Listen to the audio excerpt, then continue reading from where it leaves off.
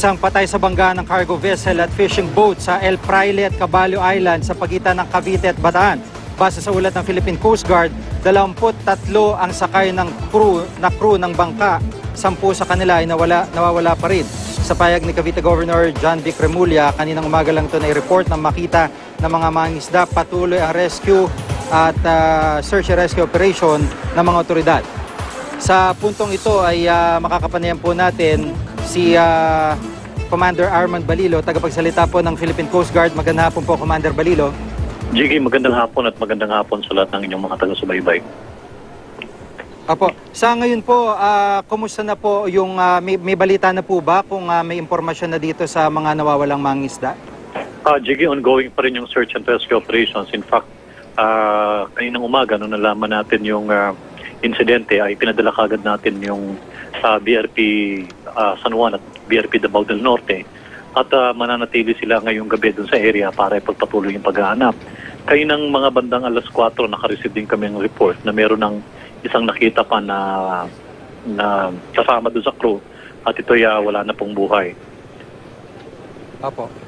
At nabanggit po ba o nakakuha na po pa kayo ng impormasyon kung paano po nangyari na nadamay po yung o nagkabanggaan po itong dalawang sasakyang pandagat na ito?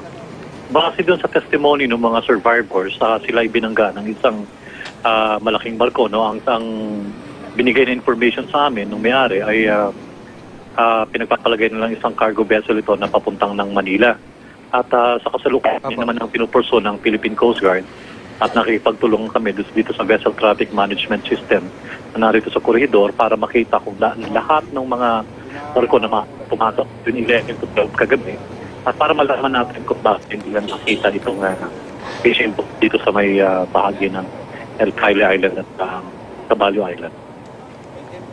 Opo, sa kabuuan po, ilan po ang sakay nung fishing boat na ito? Lahat-lahat po. Sa ngayon, may mga conflicting statements yung mga survivors at saka pang may-ari. Ang sinasabi ng may-ari, 21, pero ang sabi ng mga survivors, 23. Running figure to, Jiggy, yun lang muna. Titignan natin hanggang bukas kung ano yung makikonsecute na natin ng figure at mag-work tayo dun sa siyang pang nawawala. Opo. At makikibalita po ulit kami sa update kaugnay pa rin ng sinasagawa niyong search and rescue operation. Maraming salamat po, Commander Armand Balilo, tagapagsalita ng Philippine Coast Guard. Salamat po. Salamat, Jiggy.